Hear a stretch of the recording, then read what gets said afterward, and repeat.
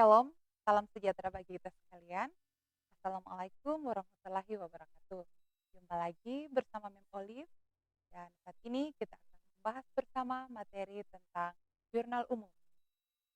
Untuk tujuan pembelajaran yang pertama, menjelaskan konsep jurnal umum, bentuk jurnal umum dengan benar. Yang kedua, menganalisis data transaksi sesuai saldo normal setiap akun dengan benar. Yang ketiga, menguraikan langkah-langkah pembuatan jurnal umum dengan benar. Dan yang keempat, melakukan pencatatan transaksi ke dalam jurnal umum dengan teliti. Pengertian jurnal umum. Nah, pada dasarnya jurnal umum dapat dilihat dari berbagai macam sumber. Tapi pada saat ini, MEM hanya membatasi menurut 3 sumber saja. Yang pertama, menurut Wikipedia, jurnal umum adalah catatan akuntansi permanen yang digunakan untuk mencatat sejumlah transaksi keuangan perusahaan secara kronologis dengan menyebutkan akun apa saja yang akan didebit dan akun apa saja yang akan dikredit. Menurut Kamus Besar Bahasa Indonesia (KBBI), jurnal umum adalah jurnal yang digunakan untuk mencatat transaksi keuangan berdasarkan periode waktu tertentu. Dan menurut Mulyadi 2010, jurnal umum yaitu pencatatan akuntansi permanen yang pertama dilakukan dan yang juga digunakan untuk mencatat transaksi keuangan perusahaan. Itu menurut 3 sumber yang memberikan berdasarkan Wikipedia, KBBI, dan menurut para ahli Mulyadi. Nanti kalau misalnya anak-anak sekalian ingin menambahkan dengan sumber-sumber yang lain, silakan di browsing dalam internet atau dalam Google yang ada. Nah, untuk selanjutnya, bentuk jurnal umum, bagaimana sih bentuk rupanya? Perhatikan dalam layar yang ada. Nah, ini bentuk jurnal umum pada umumnya. Yang pertama, ada kolom tanggal. Yang kedua, nama akun. Yang ketiga, nomor akun. Kolom yang keempat itu kolom debit, dan kolom yang kelima itu kolom kredit. Inilah yang merupakan bentuk dari jurnal umum. Selanjutnya, untuk memahami pembuatan jurnal umum, pada dasarnya terlebih dahulu kita harus pahami dulu posisi saldo normal. Saldo normal setiap akun yang ada. Bisa diperhatikan dalam layar yang ada. Untuk jenis akun, aset, atau harta, harta itu bertambah di posisi debit dan berkurang di posisi kredit. Jadi saldo normalnya itu di debit. Kemudian untuk utang, kewajiban atau liability, saldo normalnya itu di posisi kredit. Karena utang itu bertambah di posisi kredit, berkurang di posisi debit. Jadi saldo normalnya di posisi kredit. Untuk jenis akun yang ketiga, modal atau kapital, pada dasarnya dia sama dengan kewajiban. Saldo normalnya itu bertambah di posisi kredit. Karena saldo normalnya itu di posisi kredit, bertambah di kredit, berkurangnya di debit. Untuk jenis akun yang ketiga adalah pendapatan atau income. Income itu saldo normalnya itu di posisi kredit, bertambah di kredit, dan berkurang di debit. Selanjutnya, untuk transaksi atau untuk jenis akun beban expense, dia bertambah di debit dan berkurang di kredit. Saldo normalnya di debit. Kemudian yang terakhir untuk akun prive atau pengambilan pribadi. Saldo normalnya itu bertambah di debit, berkurang di kredit. Itulah yang merupakan jenis-jenis akun dalam hal ini untuk posisi normalnya. Jadi pada dasarnya penting sekali kita untuk memahami posisi normal akun dalam tiap transaksi yang ada. ketika kita memahami posisi normalnya, pada saat kita menjurnal, pastinya akan tidak mengalami kesulitan. Selanjutnya, aturan pendebitan dan pengkreditan. Nah, semua akun yang termasuk dalam kelompok akun aset, jika bertambah nilainya, maka dimasukkan ke dalam posisi debit. Dan jika berkurang nilainya, maka akan dimasukkan ke dalam posisi kredit. Sesuai dengan posisi saldo normalnya yang kita bahas tadi sebelumnya, bahwa akun untuk kelompok aset atau harta, saldo normalnya itu di posisi debit. Kemudian, semua akun yang termasuk dalam kelompok utang, jika bertambah, maka akan ditempatkan atau dimasukkan ke dalam sisi kredit, dan jika berkurang, akan dimasukkan ke sisi debit. Karena utang itu saldo normalnya bertambah di posisi kredit. Selanjutnya, semua akun yang termasuk dalam kelompok modal, jika bertambah nilainya, maka akan dimasukkan ke dalam posisi kredit. Dan jika berkurang nilainya, akan dimasukkan ke dalam posisi debit. Kenapa demikian? Karena akun modal, posisi normalnya itu bertambah di posisi kredit. Kemudian selanjutnya akun pendapatan. Akun pendapatan atau akun penjualan, jika bertambah nilainya, maka dimasukkan ke dalam posisi kredit, dan jika berkurang nilainya, akan dimasukkan ke dalam posisi debit. Karena akun pendapatan atau penjualan, saldo normalnya itu berada di posisi kredit. Kemudian, semua akun yang termasuk dalam kelompok akun beban, jika bertambah nilainya, akan dimasukkan ke dalam posisi debit, dan jika berkurang nilainya, akan dimasukkan ke posisi kredit. Karena akun beban ini, saldo normalnya itu berada di posisi debit. Dan yang terakhir, untuk akun Prive atau pengambilan pribadi, jika bertambah nilainya, maka dimasukkan ke dalam sisi debit. Dan jika berkurang nilainya, akan dimasukkan ke dalam sisi kredit. Karena akun Prive ini, posisi normalnya berada di debit. Kita masuk ke dalam langkah-langkah membuat jurnal umum. Langkah-langkah membuat jurnal umum ini ada beberapa tahapan. Yang pertama, pahami persamaan akuntansi.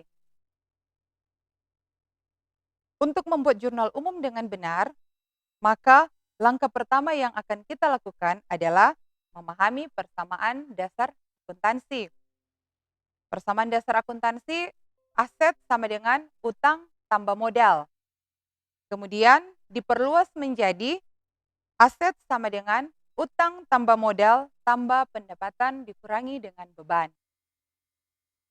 Pemahaman persamaan dasar akuntansi dimaksudkan berkaitan dengan kelompok-kelompok akun yang masuk di dalamnya. Misalnya, piutang usaha masuk ke dalam kelompok aset, persediaan juga masuk ke dalam kelompok aset, dan lain sebagainya. Jadi, intinya kita harus memahami persamaan dasar akuntansinya, yaitu aset sama dengan utang tambah modal, atau untuk persamaan dasar akuntansi yang lebih luasnya lagi, aset sama dengan utang ditambah modal, ditambah dengan pendapatan dikurangi dengan beban. Agar supaya memudahkan kita nantinya pada saat membuat jurnal nanti. Kemudian, langkah yang kedua, kumpulkan bukti transaksi. Kalau misalnya langkah pertama itu berupa pengetahuan mengenai persamaan dasar akuntansi, nah pada langkah kedua ini kita masuk ke dalam langkah praktik. Karena kita akan mengumpulkan bukti-bukti transaksi. Seperti apa saja bukti transaksi? Seperti nota, kwitansi, bukti kas masuk, bukti kas keluar, dan lain sebagainya. Nah, bukti transaksi ini merupakan dasar yang sangat penting. Karena untuk pencatatan sebuah transaksi pada jurnal, kita harus mengacu dari bukti transaksi yang akan kita analisa terlebih dahulu. Jadi intinya apabila tidak ada bukti transaksi, maka tidak ada yang akan kita jurnal. Berarti bukti transaksi itu merupakan faktor penting. Maka penting juga agar supaya kita bisa selain mengumpulkan bukti transaksi, kita juga mampu untuk menganalisa bukti transaksi itu. Agar nanti ketika kita akan membuat jurnal nanti tidak akan mengalami kesulitan. Langkah yang ketiga, identifikasi transaksi. Tidak semua transaksi itu dapat dicatat. Transaksi yang boleh dicatat yakni transaksi yang mengakibatkan perubahan posisi keuangan dan dapat dinilai dengan satuan moneter. Oleh karena itu, penting sekali untuk mengidentifikasi transaksi sebelum melakukan pencatatan, sehingga hasil pencatatannya nanti itu dapat diidentifikasi dengan benar. Kemudian, setelah kita selesai mengidentifikasi transaksi, kita harus menentukan pengaruhnya terhadap posisi keuangan. Selanjutnya, kita masuk pada langkah yang keempat, contoh pencatatan jurnal umum. Jadi kalau yang pertama tadi, langkah pertama pahami persamaan akuntansi, kemudian kita kumpulkan bukti transaksi, kemudian kita identifikasi transaksi. Nah, sekarang kita masuk dalam pencatatan jurnal umum. Proses pencatatan jurnal umum, dalam hal ini pencatatan transaksi ke dalam jurnal umum, ini disebut dengan penjurnalan. Dan sistem pencatatan yang dipakai yaitu double entry system. Maksudnya, setiap transaksi yang dicatat akan berdampak pada dua posisi keuangan, debit dan kredit, dalam jumlah yang sama. Jadi double entry. Oke, kita masuk dalam contoh jurnal umum. Nah, di sini Mem ambil perusahaan dagang PT Jaya Abadi. Bisa perhatikan dalam layar yang ada. Transaksi yang ada yang pertama, tanggal 5 Januari 2018, Pak Jaya menginvestasikan uangnya sebesar 500 juta rupiah pada perusahaannya PT Jaya Abadi. Jadi Pak Jaya menginvestasikan uangnya di sini sebanyak 500 juta rupiah. Tanggal 11 Januari 2018 dibayar uang sejumlah 20 juta rupiah untuk sewa kantor selama 1 tahun. Dan untuk transaksi tanggal 15 Januari, membeli peralatan dan perlengkapan kantor masing-masing sebesar 10 juta untuk peralatan dan 5 juta untuk perlengkapan kantor. Kemudian transaksi tanggal 20 Januari menerima pendapatan dari penjualan tunai sebesar 10 juta. Dan transaksi tanggal 25 Januari 2018 membayar gaji pegawai untuk bulan Januari sebesar 20 juta. Nah, dengan membaca soal yang ada, langkah selanjutnya itu kita harus menganalisa atau mengidentifikasi transaksi yang ada. Untuk tanggal 5 Januari, tadinya Pak Jaya menginvestasikan uangnya 500 juta rupiah untuk perusahaannya PT Jaya Abadi. Nah, analisa transaksinya itu setoran modal membuat harta perusahaan bertambah. Harta perusahaan bertambah dalam bentuk kas sebanyak 500 juta rupiah berada dalam posisi debit. Dan modal Pak Jaya juga bertambah sebanyak 500 juta pada posisi kredit. Nah, seperti yang kita bahas bersama tadi, apabila kas kita bertambah, kas itu masuk kelompok aktiva. Berarti posisinya itu di sebelah debit. Dan apabila modal kita bertambah, berarti posisi kredit. Maka nantinya sebentar jurnal akan jadi kas pada modal. Kemudian, analisis untuk transaksi yang kedua di tanggal 11. Dibayar uang sejumlah 20 juta rupiah untuk sewa kantor selama 1 tahun. Nah, karena Pak Jaya mengeluarkan uang sebanyak 20 juta rupiah untuk membayar sewa kantor, maka harta perusahaan berupa kas, uang cash berkurang sebanyak 20 juta rupiah. Namun, perusahaan ini memiliki aset berupa sewa dibayar di muka. Kenapa ini disebut sebagai sewa dibayar di muka? Karena membayar uang sewa untuk 1 tahun tapi bayarnya bulan Januari. Jadi dibayar di muka untuk 1 tahun. Makanya muncul akun sewa dibayar di muka. Sehingga aset sewa dibayar di muka bertambah sebesar 20 juta di posisi debit. Nah, untuk transaksi yang ketiga, tanggal 15, membeli peralatan dan perlengkapan. Masing-masing 10 juta dan 5 juta secara tunai. Jadi, analisis transaksinya di sini, aset otomatis bertambah berupa peralatan 10 juta dan bertambah juga perlengkapan sebanyak 5 juta. Tapi aset dalam hal ini kas karena harus membayar peralatan dan perlengkapan ini secara tunai. Jadi perusahaan mengeluarkan uang kas secara tunai. Jadi kas itu berkurang sebanyak total dari peralatan dan perlengkapan. Jadi 15 juta, 10 juta ditambah 5 juta. Jadi selain aset peralatan dan perlengkapan itu bertambah, ada juga aset berkurang, dalam hal ini kas berkurang sebanyak 15 juta di posisi kredit. Kemudian, untuk analisis transaksi tanggal 20 Januari, menerima pendapatan dari penjualan sebesar 10 juta. Nah, pendapatan dan penjualan ini bertambah di posisi mana? Posisi kredit. Normalnya kan bertambah di posisi kredit untuk pendapatan. Nah, aset juga bertambah di posisi debit. Apa kira-kira yang bertambah dalam kelompok aset? Kita menerima uang, berarti otomatis kas kita bertambah. Maka selain pendapatan bertambah sebanyak 10 juta di posisi kredit, maka kas kita bertambah 10 juta di posisi debit. Untuk transaksi yang terakhir di tanggal 25 Januari, membayar gaji pegawai untuk bulan Januari 20 juta. Nah, untuk beban gaji berarti perusahaan membayar, otomatis uang kas berkurang. Nah, berarti kas berkurang sebanyak 20 juta, berarti di posisi kredit. Kemudian, beban gaji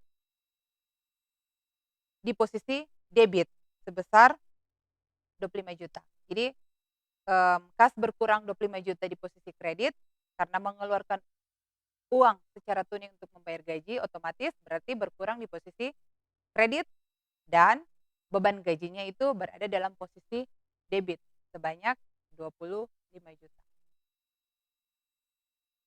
Nah, itulah analisa dari contoh soal untuk jurnal umum tadi. Ada 5 transaksi dan kita sudah menganalisanya secara bersama-sama. Nah, setelah kita analisa, hasil analisa itu kita masukkan ke dalam jurnal umum. Silakan perhatikan dalam layar ya, ada.